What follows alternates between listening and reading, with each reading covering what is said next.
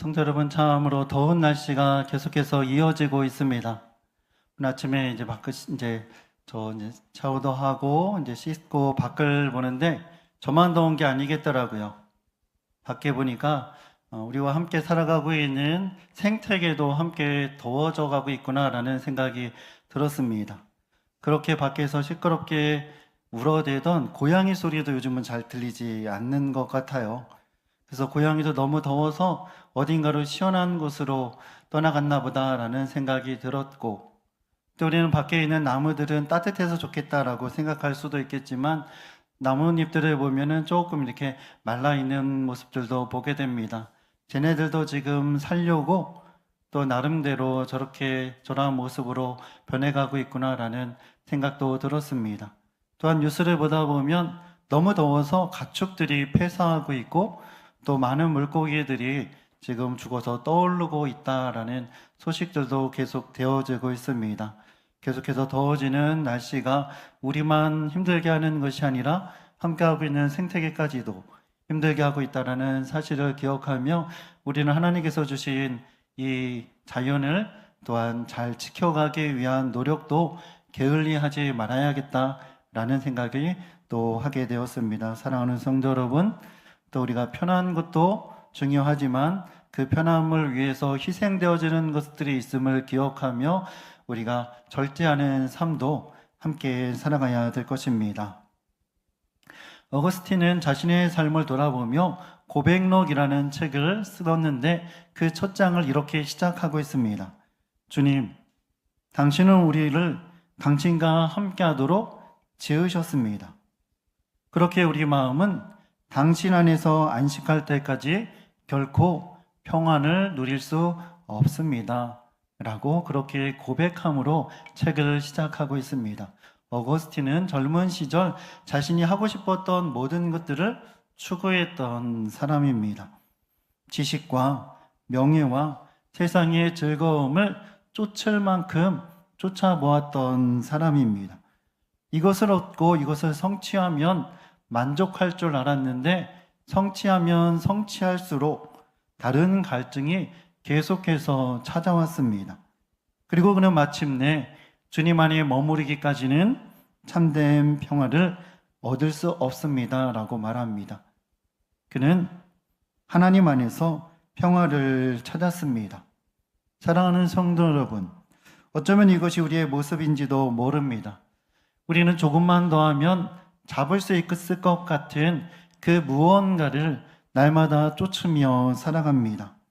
이것만 있으면 행복할 수 있겠지. 이 문제만 해결되면 괜찮아질 거야. 그런데 여러분, 그런 것들이 해결됐다고 정말 괜찮아지셨습니까? 또 다른 것들이 보입니다.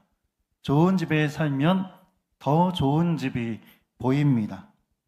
인정받으면 더 많은 인정을 받고 싶어집니다. 목표를 이루면 또 다른 목표가 생기기 마련입니다. 왜 그럴까요? 우리 마음속에는 채워지지 않는 빈 공간이 자리하고 있기 때문입니다. 오늘 예수님께서 들려주시는 진주를 찾는 상인도 그런 사람이었습니다. 그는 평생 좋은 진주를 찾아내었던 사람입니다. 얼마나 많은 진주를 소유하고 있었겠습니까? 야, 저게 좋은 진주 있단다. 그래서 그 진주를 찾았어요. 소유했습니다. 그런데 만족할 수가 없었습니다. 그래서 이 사람은 계속해서 진주를 찾아 나아가서는 것을 포기하지 않았습니다. 우리는 오늘 이 비유의 말씀에 앞서서 예수님께서 이 땅 가운데 가장 먼저 선포하신 말씀에 다시 한번 귀를 기울여 보려고 합니다. 예수님은 공생애를 시작하시면서 때가 찼고 하나님의 나라가 가까이 왔으니 회개하고 복음을 믿으라고 말씀하셨습니다. 사람들은 오랜 세월 하나님의 나라, 하나님이 다스리시는 세상을 꿈꿔왔습니다. 그런데 예수님이 오늘 뭐라고 말씀하십니까? 그 나라가 왔다라고 말씀하십니다. 이제 손에 닿을 만큼 너희들이 그렇게 열망했던 나라가 찾아왔다라고 말씀하시는데, 그토록 하나님의 나라를 열망했던 사람들의 눈에는 가까이 찾아온 하나님의 나라가 전혀 보이지 않았습니다. 하나님의 나라가 이미 왔음에도 불구하고 그 나라를 바라보지 못하는 사람들에게 예수님은 회개하라고 말씀하십니다. 왜 회개하라고 말씀하셨을까요? 회개해야 하나님의 나라를 볼 수 있기 때문입니다. 우리는 회개하면 어떠한 생각이 드십니까? 내가 잘못한 것이 있으니까 눈물 콧물 흘리며 하나님 용서해 주십시오 라고 하는 것을 회개라고 생각합니다. 그러나 예수님께서 말씀하신 회개는 단순하게 과거에 했던 후회나 뉘우침이 아닙니다. 생각이 바뀌고 삶의 방향이 바뀌고 세상의 눈이 바뀌어지는 것을 의미하기 때문입니다. 여러분 등산할 때를 한번 생각해 보세요. 올라갈 때는 앞만 봅니다. 그래서 우리 앞에 펼쳐져 있는 풍경을 잘 보지 못할 때가 많아요. 그런데 정상에 올라서 한번 주위를 둘러보면 어떻습니까? 보이지 않던 풍경이 아름답게 펼쳐져 있는 것을 보게 됩니다. 그런데 여러분, 그 풍경은 새롭게 바뀌어진 풍경이 아니에요. 이미 우리가 아래에서부터 올라가면서 보였던 풍경입니다. 그런데 올라갈 때는 보이지 않았습니다. 내려올 때 보여지는 풍경이 있습니다. 바뀐 것은 풍경이 아닙니다. 바뀌어진 것은 나의 시선만 바뀌어진 거예요. 내가 보는 방향만 바뀌어졌다는 사실입니다. 이처럼 회개는 없던 하나님의 나라를 만드는 것이 아니라 이미 우리의 삶 가운데 있는 하나님의 나라를 보게 하는 열쇠라는 것을 기억하시기 바랍니다. 사랑하는 성도 여러분, 회개했기 때문에 하나님의 나라가 온 것이 아니라 하나님의 나라가 이미 왔기 때문에 그래서 그 나라를 보기 위해서는 회개해야 한다라는 것입니다. 우리는 종종 하나님께 하나님 우리의 상황과 문제와 환경을 변화시켜 주옵소서라고 기도하죠. 그런데 하나님은 항상 우리의 환경보다 우리의 마음과 시선을 바꾸는 것이 먼저라고 말씀하십니다. 왜냐하면 보는 눈이 바뀌어지면 앞에 있는 것이 전혀 다르게 보여지기 때문입니다. 눈이 열리면 원망의 자리가 감사의 자리가 되고 불평했던 일상이 은혜의 자리로 변화되고 평범한 하루가 하나님의 선물이 됩니다. 눈이 열리고 방향을 바꾸는 순간 전에 보이지 않았던 하나님의 통치가 보여지기 시작합니다.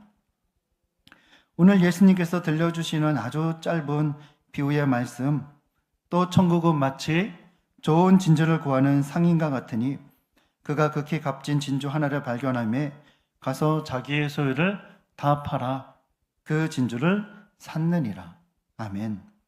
2절밖에 되지 않는 짧은 말씀이에요. 그리고 우리는 이 말씀을 많이 들었습니다. 그래서 우리는 이 말씀을 생각해 볼 이유도 없어요. 그렇구나. 그래. 알았다. 하고 넘어갔죠. 우리는 이 말씀을 읽을 때 어디에 집중할까요? 진주에 집중합니다. 그리고 우리는 이 비유의 말씀을 진주의 비유라고 말해요. 예수님은 진주의 비유가 아니라 진주를 찾는 상인의 하나님의 나라를 비유하고 계십니다. 그래 우리의 눈은 세상적인 눈이 강하기 때문에 늘 진주를 생각합니다. 그래? 그럼 그 진주가 얼마나 좋은 거야? 지금 돈으로 환산하면 도대체 그거를 얼마 정도의 값어치를 매길 수 있을까? 라는 생각으로 이 말씀을 보게 됩니다. 그런데 예수님께서 강조하시는 것은 진주 자체가 아니에요. 예수님의 관심은 진주보다 진주를 발견한 그 상인의 변화에 관심을 가지고 계십니다. 성경은 이렇게 말씀하세요. 그가 극히 값진 진주를 발견하매라고 말씀하십니다. 중요한 단어는 발견하매라는 단어입니다. 상인은 진주를 만든 사람이 아니에요. 단지 발견한 사람입니다. 그렇다면 그 진주는 어디에 있었던 것일까요? 상인이 발견하기 전에도 그 진주는 이미 그 자리에 있었습니다. 상인이 알아보기 전에도 진주는 여전히 가치가 있었습니다. 달라진 것은 진주가 아니에요. 진주를 바라보는 상인의 눈이 달라진 겁니다. 그 상인만 모았을까요? 상인이 그 진주를 발견했다라고 이야기하는 것을 보면 수많은 사람들의 그 진주를 먼저 발견했을지도 몰라요. 그런데 그 사람들의 눈에는 그 진주가 그렇게 가치 있어 보이지 않았다는 겁니다. 소중해 보이지 않았어요. 아니, 저게 뭐라고? 라고 그냥 지나가는 진주였을 수도 있습니다. 예수님께서 하시려는 말씀이 바로 이 말씀입니다. 하나님의 나라는 어느 날 갑자기 우리 안에 나타나는 나라가 아니라는 거예요. 하나님의 나라는 이미 와 있다라고 말씀하십니다. 그런데 우리는 그것을 볼 수가 없습니다. 보지 못한 채 살아갑니다. 왜 그렇습니까? 우리의 눈이 다른 곳을 향하고 있기 때문입니다. 하지만 눈이 열리는 순간 보이지 않았던 하나님의 나라가 보여짐을 하나님은 오늘 비유의 말씀을 통해 우리에게 말씀해 주십니다. 보이지 않던 것을 보게 된 상인은 자기의 모든 것을 팔아서 그것을 샀다라고 말씀하세요. 그래서 우리는 이렇게 생각하죠. 그렇구나. 우리도 무언가 하나님의 나라를 얻으려면 내 모든 것을 포기해야 하는구나. 그래서 우리는 당신이 가진 거 다 헌금하십시오. 라는 식으로 이 말씀을 설교할 수도 있습니다. 당신의 것을 다 포기해야 비로소 하나님의 나라를 얻을 수 있습니다.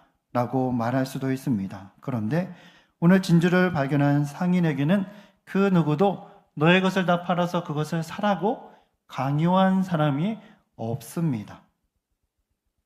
그는 억지로 자신의 것을 팔지 않았어요. 그리고 그것을 사고 손해봤다라고 후회하지도 않았습니다. 그저 그는 그것을 기쁨으로 얻었다라고 말하고 있습니다. 더 귀한 것을 발견했기 때문이에요. 내 모든 것을 바꿔도 아깝지 않은 것을 발견하게 되었습니다. 그래요, 사람은 귀한 것을 발견하게 되면 덜 귀한 것을 포기할 수 있습니다. 아이 때는 장난감 유리구슬이 굉장히 좋아 보여요. 그래서 그거 줘 그래도 절대 빼앗기지 않겠다고 손에 꼭 쥐고 있습니다. 그런데 아이가 자라가서 진짜 귀한 보석을 알게 되면 그때에도 아이가 장난감 보석을 손에 움켜쥐고 있을까요? 그렇지는 않을 거예요. 그때는 달라고 하지 않아도 그것을 팽개쳐 버릴 것입니다. 가치를 알아보는 눈이 열렸기 때문입니다. 하나님 나라도 그렇습니다. 하나님 나라를 발견한 사람은 세상을 버리는 사람이 아니라 세상을 바라보는 시선과 눈이 열려진 사람입니다. 우리는 지금도 무언가를 찾아다니죠. 행복을 찾고, 성공을 찾고, 인정을 찾고, 또한 안정을 찾습니다. 오늘 말씀은 더 좋은 진주를 너희도 찾아야 한다는 말씀이 아닙니다. 이미 가까이 와 있는 하나님의 나라를 발견했던 한 사람에 대한 이야기를 들려주고 있습니다. 사랑하는 성도 여러분, 눈이 열리면 평범했던 일상이 하나님의 선물이었구나 라는 사실을 알게 되고, 고난도 하나님께서 지금 나를 빚어가는 시간이구나 라는 것을 깨닫게 하는 것이 되어지며, 예배는 의무가 아니라 하나님 나라를 발견한 사람들의 기쁨이 되어지는 것입니다. 오늘 말씀에 보면은 2절밖에 없기 때문에 이 진주를 차지한 사람, 소유한 사람의 이후의 삶에 대한 이야기는 기록이 되어져 있지 않습니다. 왜일까요? 말씀의 목적이 거기에 있는 것이 아니기 때문입니다. 예수님께서 말씀하시는 것은 진주를 얻은 이후의 삶이 아니라 진주를 발견하는 순간 인생이 바뀌어진다라는 것을 우리에게 말씀해 주고 계십니다. 그는 더 이상 진주를 찾아 헤맬 이유가 없었습니다. 그는 더 이상 무언가를 쫓는 삶을 더 이상 살아갈 필요가 없었습니다. 평생 찾아 헤맸던 것을 비로소 찾았기 때문입니다. 하지만 우리는 어떻습니까? 여전히 찾아야 헤맬 것들이 많이 있습니다. 조금만 더 가지면 행복할 것 같은 것을 찾아갑니다. 조금 더 인정받으면 괜찮을 것 같은 것을 추구하고 있습니다. 조금만 더 성공하면 편안한 삶을 살아갈 수 있겠다라는 생각 가운데 우리는 계속해서 달려갑니다. 그런데 여러분, 정말 그것을 얻으면 모든 것이 끝날까요? 그렇지 않습니다. 우리는 그것보다 더 소중한 무언가를 향해서 또 다른 여정을 떠날지도 모릅니다. 왜 그럴까요? 우리가 잘못된 곳에서 평안을 찾기 때문입니다. 어거스틴의 고백처럼 우리의 마음은 하나님 안에서 안식을 하기 전까지는 참된 평안을 얻을 수가 없습니다. 돈이 나쁜 것이 아니에요. 성공이 나쁜 것이 아닙니다. 좋은 것을 누리는 것이 잘못된 것이 아닙니다. 그런데 그것이 전부라고 생각하는 순간 우리는 잘못된 길로 갈 수 있다는 사실을 잊지 말아야 합니다. 사랑하는 성도 여러분, 진주 비유에서 가장 중요한 변화는 상인이 무엇을 소유하게 됐느냐보다는 상인의 눈이 열려졌다라는 사실입니다. 그의 눈이 열려지자 가치가 달라졌습니다. 그의 눈이 열려지자 선택이 바뀌게 되었습니다. 그의 눈이 열려지자 인생이 변화되었습니다. 세상은 그대로예요. 바뀐 것이 아무것도 없어요. 그런데 그가 바라보는 세상은 달라졌습니다. 이처럼 눈이 열리면 볼 수 없었던 것이 보이게 됩니다. 불평하던 일상에서 감사를 발견하게 됩니다. 당연하게 여겼던 세상이 하나님의 선물이었구나 라는 사실을 알게 됩니다. 내 삶의 크고 작은 사건들 속에서도 하나님이 여전히 나와 함께하고 계셨구나 라는 사실을 알게 됩니다. 이것이 바로 하나님의 나라를 발견한 사람에게 보여지는 새로운 삶의 모습입니다. 새로운 삶은 이전과 다른 삶이 아니에요. 우리가 시선이 바뀌어진다고 해서 우리의 지금 살고 있는 현실이 어제와 오늘 전혀 다른 삶으로 바뀌어지는 것은 아닙니다. 현실은 같습니다. 그런데 그 현실을 바라보는 마음과 시선이 달라진다는 거예요. 고통이 여전히 있어요. 근데 그 고통을 보는 내 시선이 달라지는 겁니다. 문제가 있습니다. 문제는 여전히 우리가 시선을 바꿔도 있어요. 그러나 그 문제를 보는 우리의 마음과 태도가 달라진다는 것입니다. 우리의 눈의 시선이 달라집니다. 보는 시선이 달라지면 풍경이 달라집니다. 원망의 자리에서 감사가 나타나고 실패처럼 보였던 시간은 하나님이 나를 빚어가는 시간이셨구나 라는 것을 알게 됩니다. 그때 비로소 우리는 우리의 삶에 이미 이루어져 있는 하나님의 나라를 경험하게 되는 것입니다. 사랑하는 성도 여러분, 예수님은 말씀하셨어요. 때가 찼다. 하나님의 나라가 이미 너희에게 임하였다라고 말씀하셨는데 과연 우리는 우리의 삶 가운데 임한 하나님의 나라를 경험하며 살아가고 있습니까? 아니면 주님 오시옵소서, 그래서 이렇게 힘든 나의 인생을 내일부터 확 바꿔주옵소서라고 여전히 기도하고 계십니까? 주님께서 오시면 세상은 바뀌겠지만 이미 예수님께서 이 땅에 오셔서 세상은 변화되었습니다. 우리는 변화된 세상에서 살아가고 있는 사람들입니다. 그런데 눈이 닫혀져 있으면 주님께서 우리에게 선물로 주신 하나님의 나라를 경험할 수가 없습니다. 눈이 열려야 합니다. 눈이 열려질 때 우리는 새로운 하나님의 나라의 삶을 살아갈 수가 있습니다. 그렇습니다. 우리 인생에서 무엇을 얻었냐보다 더 중요한 것은 우리가 어떠한 시선을 가지고 살아가고 있느냐 하는 것이 더 중요합니다. 시선이 바뀌지 않으면 우리의 삶은 여전히 어둠 가운데 있는 거예요. 날이 밝아서 지금 모두 다 낮의 삶을 살고 있는데 내 눈이 어두우면, 내 눈이 감겨져 있으면 나는 여전히 어둠 속에서 혼자 방황하고 헤매고 힘들게 살아갈 수밖에 없다라는 것을 오늘 예수님은 우리에게 분명하게 말씀해 주고 있습니다. 눈이 닫힌 사람은 은혜 속에서도 부족함만 봅니다. 그러나 눈이 열린 사람은 부족함 속에 있는 하나님의 은혜를 보게 됩니다. 눈이 닫힌 사람은 고난 속에서 하나님이 계시지 않다라고 부인합니다. 그러나 눈이 열린 사람은 고난 속에서도 나를 붙드시는 하나님의 손길이 있다라고 고백합니다. 눈이 열린 사람은 그래서 하나님께서 주신 하나님의 나라를 보는 사람입니다.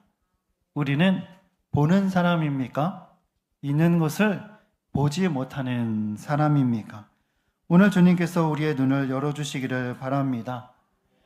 이미 우리 가운데 임한 하나님의 나라를 발견하고 더 이상 세상 가운데 방황할 필요가 없이 가장 귀한 진주이신 예수 그리스도를 붙잡고 예수 그리스도께서 걸어가신 길을 함께 걸으며 또 우리에게 주신 하나님의 나라를 날마다 우리의 삶 가운데 또 경험할 수 있는 복된 하나님의 사람들이 다 되어 주시기를 주님의 이름으로 축원합니다. 아멘.